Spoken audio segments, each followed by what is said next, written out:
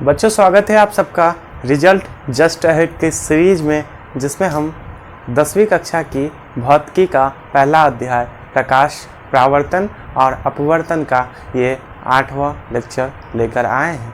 तो इसमें हम देखेंगे कि r बराबर 2f कैसे होता है या फिर f बराबर r/2 क्या होता है। इसे हम प्रूफ करेंगे और इस पर अपनी विस्तार से चर्चा करेंगे। तो आइए देखते हैं कि क्या होता है ये। तो सबसे पहले हमने इससे पहले वाले लेक्चर में आपको बता दें, जो 7वां लेक्चर था हमारा, उसमें हमने दर्पण पे विस्तृत चर्चा की थी। दर्पण के कितने प्रकार होते हैं और भी इनके प्रकारों के बारे में और इससे रिलेटेड कुछ जनरल टर्म्स के बारे में। तो जिन्होंने भी नहीं देखा हो प्लीज़ जाकर पहले उसे देख लें। तो अभी हम r/2 पर चर्चा करेंगे। f is equals to r/2, या फिर इसको कुछ लोग ऐसे भी लिखते हैं r इज इक्वल्स टू, ये छोटा f दे दीजिए, r is equals to 2f। तो ये दोनों होता क्या है, बेसिकली हमारी चर्चा आज इस पे होगी। तो सबसे पहले हम आपको बताएंगे कि पहले आप अवतल दर्पण बनाएंगे। ये हमारा अवतल दर्पण, और इसके मुख्य अक्ष पर हमने बताया था कि यहाँ फोकस होता है और यहाँ हमारा C वक्रता केंद्र होता है। इसके बाद यहाँ से यहाँ तक की जो दूरी होती है हमारी, वो उसे हम r से डिनोट करते हैं, और यहाँ से यहाँ तक की दूरी, क्योंकि वो बेसिकली रेडियस ही तो है इस गोले का, और यहाँ से यहाँ तक की दूरी को हम स्मॉल f से डिनोट करते हैं। अच्छी बात है। और ये दर्पण मान लें कि mn है। अब हम देखेंगे कि दर्पण के सामने से यदि मुख्य अक्ष के समांतर कोई किरण आ रही हो तो वो परावर्तित होके फोकस से इस तरह से निकल जाती है।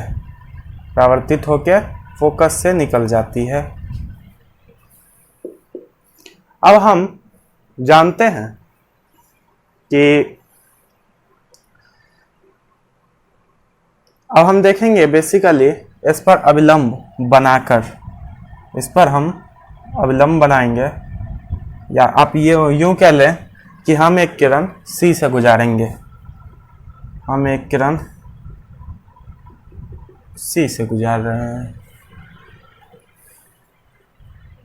तो C से जो किरण जाती है, हमने पढ़ा है, लौट कर भी C से ही आ जाती है। और इस बिंदु को आप फिलहाल के लिए, ये हमारा P है, तो इसको आप Q मान लें। और अब देखेंगे कि कैसे हम ये इसमें प्रूव कर सकते हैं। यहाँ तक की बातें सबको क्लियर है, तो हम आगे बढ़ते हैं। अब हम देखेंगे कि ये जो हमने लिखा है, ये इसमें कैसे प्रूव हो जाएगा। अच्छी बात है। तो हमने पढ़ा है कि आपतन कोण बराबर परावर्तन कोण। और आपतन कोण होता क्या है? आपतित किरण आपतन बिंदु पर अविलंब के साथ जो कोण बनाती है, यानी कि ये जो कोण बनाती है, उसे ही हम आपतन कोण कहते हैं, जिसे हम एंगल I से दिखाते हैं। बहुत अच्छी बात है, क्लियर है आप सबको। अब हम परावर्तन कोण को देखेंगे। तो परावर्तित किरण QF, परावर्तित किरण आपतन बिंदु पर अविलंब के साथ जो कोण बनाती है, उसे ही परावर्तन कोण कहते हैं। ये सब हमने पढ़ा है। और आप एक नियम जानते हैं परावर्तन का नियम, कि परावर्तन कोण बराबर आपतन कोण होता है। तो इसे हम लिख लेंगे, शॉर्ट में लिखेंगे, एंगल I बराबर एंगल R होता है। और ये क्यों होता है, तो हम लिख लेंगे परावर्तन के नियम से, परावर्तन के नियम से हमने पढ़ा है कि ऐसा होता है। अब देखिए, ये रेखा समांतर है, ध्यान दीजिएगा, ये रेखा समांतर है इसके, ये रेखा CP समांतर है, CP समांतर है OQ के, CP समांतर है OQ के। इसे हम लिख लें, CP जो है पैरेलल है OQ के। अच्छी बात है। तो आप हमें ये बताइए कि एकांतर कोण नियम से, एकांतर कोण नियम से क्या ये एंगल I इसके बराबर नहीं हो जाएगा? एंगल I इसके बराबर नहीं हो जाएगा? ध्यान दीजिए, एंगल I इसके बराबर तो हो जाएगा। तो हम लिख सकते हैं कि एंगल I बराबर हमारा हो जाएगा QCF। QCF चलिए देख लेते हैं, एंगल QCF ये हो जाएगा। क्यों? तो लिख लीजिए, एकांतर कोण प्रमेय से ऐसा होता है, हमने पढ़ा है 7वीं कक्षा में। अच्छा, तो यहां तक आपको कोई प्रॉब्लम, कोई परेशानी नहीं है। अब हम जानते हैं, देखिए यहां पे ध्यान दीजिए, एंगल I एंगल R के बराबर है, एंगल I एंगल R के बराबर है और एंगल I इसके बराबर है। ध्यान दीजिए, बहुत महीन सी बात है, एंगल I R के बराबर है और ये एंगल I भी, एंगल I R के भी बराबर है और एंगल I इसके भी बराबर है। समझ में आ रहा है? एंगल I R के भी बराबर है, एंगल I इसके भी बराबर है। तो हम कह सकते हैं कि ये दोनों बराबर है। कह सकते हैं, बिल्कुल कह सकते हैं। तो हम लिखेंगे ये एंगल I R के बराबर है और एंगल I इसके भी बराबर है। हमने ये लिखा है, तो इसको हम इक्वेशन 1 मान लेते हैं और इसको हम इक्वेशन 2 मान लेते हैं और लिखेंगे समीकरण 1 और 2 से। समीकरण 1 और 2 से क्या मिल रहा है हमें कि एंगल I R के भी बराबर है, एंगल I QCF के बराबर है। तो हम कह सकते हैं कि एंगल R जो है वो QCF के बराबर है, क्योंकि बराबर है। चलिए, तो हमने देख लिया। अब देखिए, ये दोनों एंगल बराबर है, ये दोनों एंगल बराबर है आपस में, ये और ये एंगल बराबर है। ऐसा कब होता है? और ये QCF त्रिभुज है, QCF एक त्रिभुज है, QCF एक त्रिभुज है, जिसमें आप देख लीजिए ये एंगल और ये एंगल, एंगल R क्या है? कंफ्यूज होने की जरूरत नहीं है। एंगल R क्या है? एंगल R को हम CQF लिख सकते हैं, CQF लिख सकते हैं एंगल R को, बिल्कुल लिख सकते हैं। तो लिखेंगे एंगल CQF बराबर है, एंगल CQF बराबर है किसके? किसके? तो QCF के, QCF के, QCF के। इसीलिए हमारा जो ये त्रिकोण बन रहा है QCF, इसीलिए QCF एक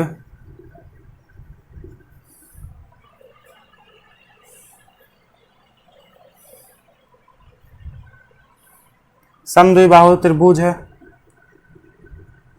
समद्विबाहु त्रिभुज है जिसकी दोनों भुजा बराबर होती है, समद्विबाहु त्रिभुज है। समद्विबाहु त्रिभुज है, त्रिभुज को आप शॉर्ट में ये भी लिख सकते हैं, समद्विबाहु त्रिभुज है। आया समझ में? तो हमने देख लिया कि ये एक समद्विबाहु त्रिभुज है, इसीलिए इसकी दोनों बाह क्या होगी? समद्विबाहु है, दोनों बाह बराबर हो जाएगी, तो CF QF के बराबर हो जाएगा। इसीलिए CF बराबर QF हो जाएगा। समझ में आया? CF बराबर QF हो जाएगा। अच्छा, तो यहां तक हमने ये समझ लिया। अब एक चीज जो हम आपको समझा तो नहीं सकते हैं, लेकिन हम कोशिश करेंगे कि आपको समझा दें, क्योंकि ये कुछ ऐसी है चीजें हैं जो आपको खुद से समझना पड़ेगा, खुद से मानना पड़ेगा। आपको ये मानना पड़ेगा कि ये जो Q बिंदु है ये P के बहुत निकट है। ये जो Q बिंदु है ये P के बहुत निकट है, क्योंकि दर्पण का द्वारक छोटा है। दर्पण का द्वारक छोटा है। कैसे मानेंगे इसको? तो हम समझाने के लिए आपको ये दिखाते हैं, आपको ये दिखाते हैं क्यों हम ये सब कर रहे हैं, क्यों हम ये सब कर रहे हैं, क्योंकि हमें CF को PF के बराबर बनाना है। CF को PF के बराबर बनाना है। तो हम ये सब करने के लिए अभी हम आपको दिखाने के लिए यहाँ एक लंब बनाते हैं। लंब बनाते हैं, बना लिया जी। अब देखिए यहाँ पे इसका नाम यदि हम A दे देते हैं तो QAF एक समकोण त्रिभुज है। QAF एक समकोण त्रिभुज है जिसमें ये आपको समकोण है और आपने पढ़ा है आधार और ये जो है लंब और ये जो है हमारा कर्ण। तो इन तीनों में सबसे बड़ी भुजा कौन सी होती है जी? इन तीनों में सबसे बड़ी भुजा कर्ण। तो हमारा जो ये कर्ण है ये इस आधार से बड़ा होगा। इस आधार से हमने बड़ा मानना है, मानना क्या होगा ही, इससे बड़ा होगा। इससे बड़ा क्यों हो रहा है? इससे बड़ा क्यों हो रहा है? क्योंकि हमने इस लाइन को ध्यान दीजिएगा, बहुत ध्यान देने वाली बात है। इस लाइन को हमने इतना काट दिया है, इसीलिए तो ये छोटा हो जा रहा है। अगर हम ये पूरा ले लें तो ये इसके बराबर हो जाएगा, ये इसके बराबर हो जाएगा। आया समझ में? अगर हम ये पूरा ले लें तो ये इसके बराबर हो जाएगा। तो इसी बात को हम लिखेंगे, किस तरह से लिखेंगे? तो लिखेंगे एक, जिस तरह से आप कई बार बहाना बना देते हैं, तो वही बहाना हम बनाएंगे। लिखेंगे क्योंकि दर्पण का द्वारक छोटा है, क्योंकि दर्पण का द्वारक छोटा है,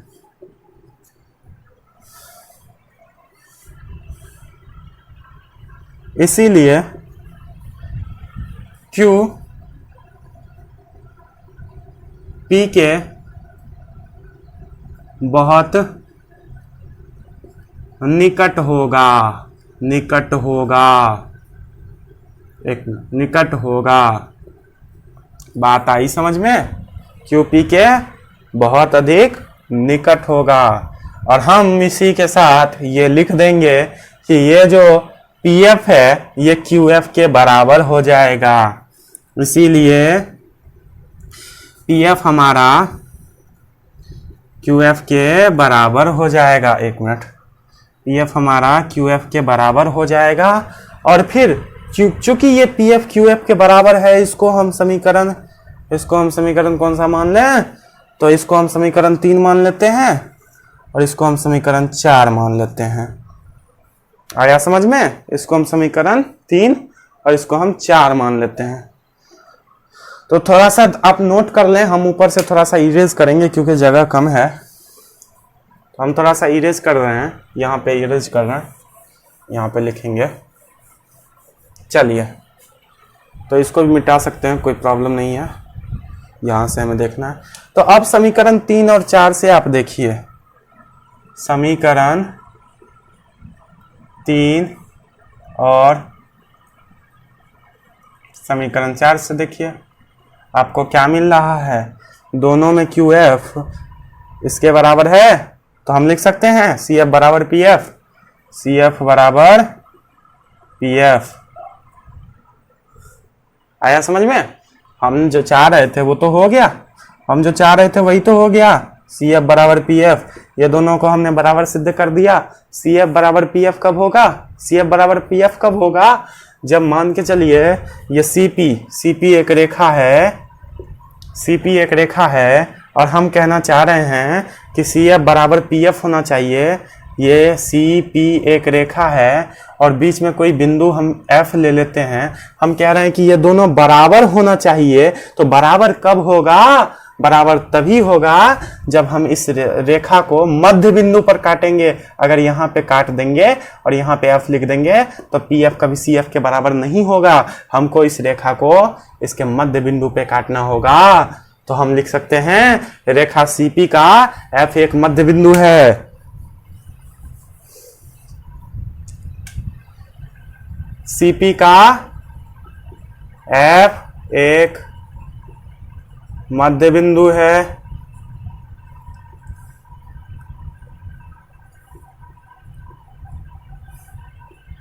अर्थात हम क्या लिख सकते हैं? अर्थात हम क्या लिख सकते हैं? अर्थात हम ये बात इसमें इंक्लूड कर सकते हैं कि ये दोनों आपस में बराबर है और मध्य बिंदु है, ध्यान दीजिएगा। तो सीपी रेखा का एफ एक मध्य बिंदु है ना, सीपी रेखा का एफ एक मध्य बिंदु है, तो दो गो एफ मिलेगा तभी तो एगो सीपी बनेगा। बात समझ में आ रही है? दो गो एफ मिलेगा तभी तो एक सीपी बनेगा जी। एफ आधा है और आधा आधा मिलके ही तो पूरा बनाएगा।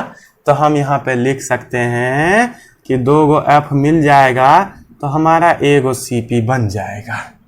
इसमें कोई परेशानी नहीं होनी चाहिए क्योंकि बात एकदम स्पष्ट है और क्लियर है। तो एफ मतलब पीएफ, एफ का मतलब पीएफ। हम यहाँ और क्लियर करने के लिए लिख देते हैं, एफ का मतलब पीएफ से हम समझेंगे। तो पीएफ को हमने छोटा एफ माना है, इस दूरी को हमने छोटा एफ माना है, ध्यान दीजिए छोटा एफ माना है। तो हम इसको छोटा एफ में इसको हम छोटा एफ में बदल सकते हैं। तो 2f में हमने बदल लिया और इस सीपी को हमने आर माना है तो हम लिख सकते हैं आर लिख सकते हैं। और आप क्या कर सकते हैं, इस 2 को अगर आप इधर भेज दीजिए तो f बराबर r/2 आपका प्रूव हो गया। ये लीजिए, हो गया। फाइनली हम जो चाह रहे थे वो तो हो गया, f बराबर r/2। अब इस पे न्यूमेरिकल्स भी बनाएंगे। तो इस सवाल को करेंगे, किसी गोलीय दर्पण की वक्रता त्रिज्या 8 सेंटीमीटर है तो उसकी फोकस दूरी क्या होगी? जल्दी से इस सवाल को कीजिए। अभी हमने बताया है सूत्र क्या लगाना है। आपको सूत्र लगाना है r बराबर 2f वाला। आया समझ में? r बराबर 2f वाला, या फिर इसको आप ये लिखिए f बराबर r/2, ये वाला बनाना है। तो चलिए इस सवाल को करते हैं। हमें दे रखा है वक्रता त्रिज्या 8 सेंटीमीटर है, यानी कि r 8 सेंटीमीटर है तो f निकालना है। बड़ी आसान सी सवाल है। तो f बराबर हमने क्या पढ़ा है? f बराबर हमने पढ़ा है r/2 जो कि 8/2 इज इक्वल्स टू 4 सेंटीमीटर। तो ये ऑप्शन 3 आंसर हो गया। यही सवाल आपको परीक्षाओं में इस बिंदु से पूछा जाएगा और कुछ नहीं। थोड़ा सा प्रूव करने वाला जो हमने आपको समझाया है उसका आप अभ्यास करेंगे और उसको अच्छे से सीख लेंगे। अब चलिए, अब इसी बात को हम देखेंगे कि उत्तल दर्पण में हम कैसे करेंगे। वही प्रोसीजर होगा, वही सब कुछ होगा, बस थोड़ा सा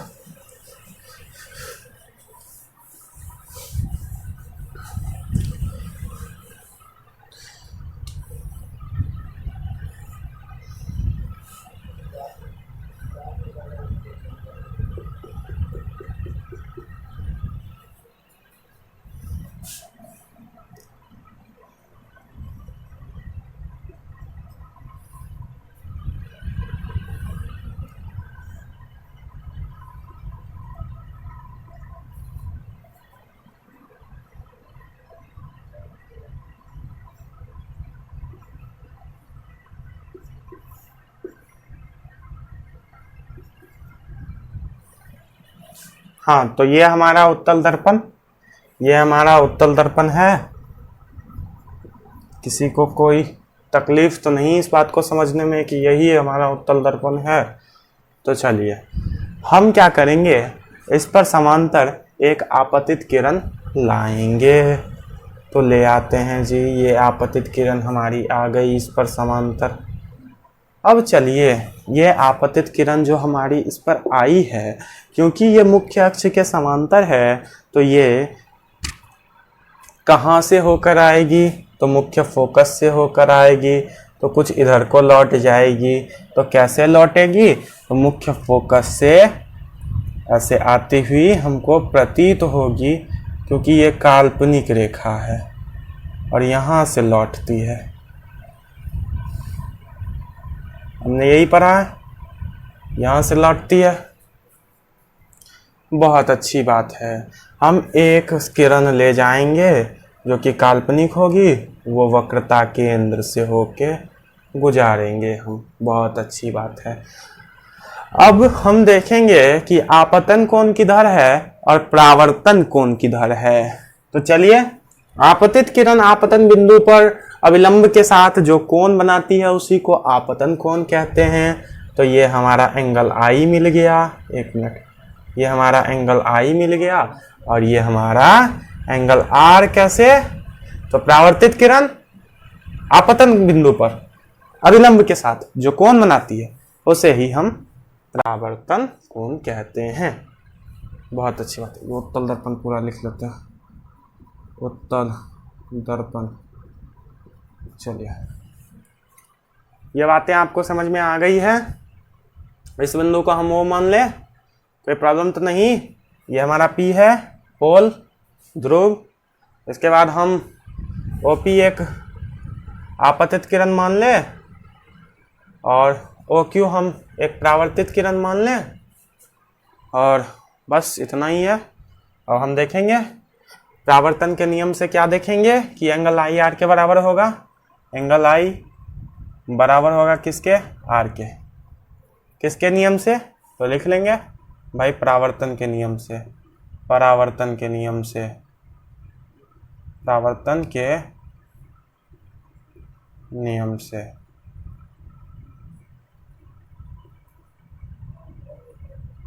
अच्छी बात है। तो हमने देख लिया कि ये बराबर है। अब मान के चलिए कि ये रेखा है जो इसके समांतर है, तो ऑब्वियसली इसके भी समांतर होगी। इसके भी समांतर होगी कि नहीं होगी? बिल्कुल होगी। ये बात समझने में बिल्कुल कोई कठिनाई नहीं होनी चाहिए। और ये मान के चलिए ये रेखा है, ये एक काल्पनिक रेखा है। देखिए देखिए देखिए, जो सी से होके जा रही है, और ये रेखा है, ये रेखा है। तो भाई ये एंगल और ये एंगल होगा कि नहीं इक्वल? एंगल आर इसके इक्वल होगा कि नहीं होगा? वर्टिकली अपोजिट एंगल है तो इक्वल होगा ना, बिल्कुल इक्वल होगा। तो लिखेंगे एंगल आर बराबर होगा इसके। तो इसको हम क्या लिख सकते हैं? इसको हम लिख सकते हैं C Q F. Angle C Q F. कोई प्रॉब्लम? कारण आप लिख लेंगे। अब आगे चलते हैं। आगे चलते हैं तो आगे हमने देखा, ये देखिए, इसको आप इक्वेशन 1 मान के चलिए और इसको आप इक्वेशन 2 मान के रखिए। ठीक है, समझ में आ रहा है? एंगल आर दोनों में है, आपको गिवन है। तो आई इसके इक्वल है, एंगल आर के इक्वल। यहाँ एंगल आर के इक्वल ये है, तो ये दोनों इक्वल होगा कि नहीं होगा? बिल्कुल होगा। तो हम लिख सकते हैं समीकरण 1 और 2 से, समीकरण 1 और 2 से एंगल आई बराबर एंगल सी क्यू एफ होगा। बिल्कुल होगा। हाँ, तो आगे चलते हैं।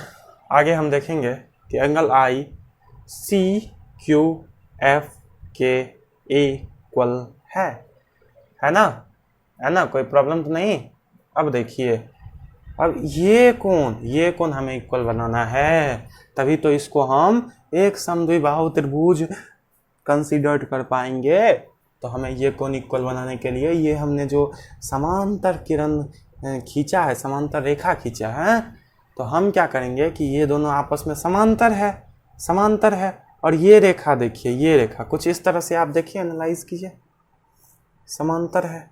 तो ये कोण और ये कोण बराबर तो हो ही जाएगा ना, बराबर हो ही जाएगा।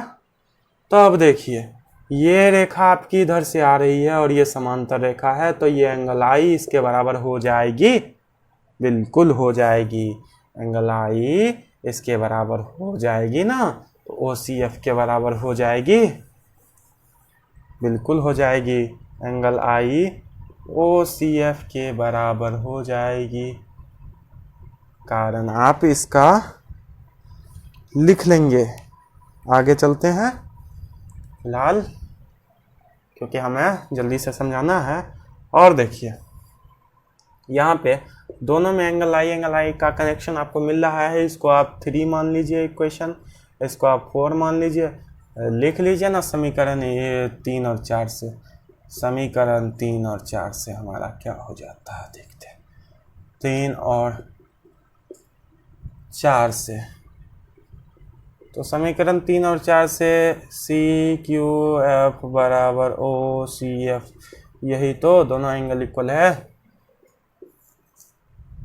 हाँ मिल गया हम जो चाह रहे थे, ये एंगल इसके इक्वल है ना। एक समद्विबाहु त्रिभुज मिल गया। अर्थात हम क्या कंसीडर करेंगे कि ओ एफ ओ सी लिखें या ओ सी एफ, कुछ भी लिख लें। एफ ओ सी लिख लेते हैं। एफ ओ सी एक समद्विबाहु त्रिभुज है, समद्विबाहु त्रिभुज है। ओके, समद्विबाहु त्रिभुज है। इसीलिए देर क्यों करेंगे, ओ एफ बराबर ओ सी हो जाएगा। हमने गलत तो नहीं बोला कुछ? हाँ गलत बोला, हमने गलत बोल दिया। ओ एफ बराबर एफ सी हो जाएगा। ये दोनों ना इक्वल होगा, ये दोनों भुजा इक्वल हो जाएगी। चलिए ओ एफ बराबर एफ सी, ओ एफ बराबर सी एफ लिख लें। समझ में आया? अब तो वही मानना है कि दर्पण का द्वारक छोटा होने के कारण ये ओ पी के अत्यंत करीब है। तो हम लिखेंगे, बहाना बनाएंगे बच्चों की तरह कि लिखेंगे चूंकि दर्पण का द्वारक अत्यंत छोटा है। हमने आपको अच्छे से समझा दिया। दर्पण का द्वारक जो है, द्वारक छोटा है, अत्यंत क्या लिखेंगे, छोटा है। इसीलिए ओ पी के नज़दीक है, ओ पी के करीब है, करीबी रिश्तेदार है। ओ पी के का करीबी रिश्तेदार है। ठीक, तो बच्चा रिश्तेदारी तो निभाएगा। हाँ, तो हम बता सकते हैं कि ओ एफ पी एफ के बराबर होगा। इसीलिए ओ एफ बराबर होगा पी एफ के, ओ एफ पी एफ के बराबर होगा। इसीलिए इसको आप मान लीजिए 5 और इसको आप मान लीजिए 6। अब आप कहेंगे कि सर जी कितना मनवा रहे हैं, कुछ कम कीजिए। तो मान लीजिए ना, क्या दिक्कत है। अब देखिए दोनों में आपको कुछ मिल रहा है, कुछ मिल गया। सी एफ पी एफ के बराबर होगा। तो हम लिखेंगे समीकरण 5 और 6 से 5 और 6 से क्या हो जाएगा, सी एफ के पी एफ के बराबर हो जाएगा। सी एफ बराबर पी एफ हो जाएगा। बात समझ में आ गई। जो हम चाह रहे थे वो तो मिल गया। सी एफ पी एफ के बराबर हमें मिल गया। तो अब हमने आपको जो समझाया है, दिमाग को दोहराइए और वो बात लिख डालिए कि पी सी बराबर 2pf, PC बराबर 2pf हो जाएगा, बिल्कुल हो जाएगा। एक मिनट, 2pf ज़्यादा खुश होने के कारण लगता है गलतियां हम कर देंगे। अब देखिए, तो PC हमारा बेसिकली R ही तो है। R is equals to 2f। मिल गया बच्चा, जो हम चाह रहे थे वो मिल गया। इसी को हम बदल के क्या लिख सकते हैं, लिख सकते हैं f is equals to R/2। चलिए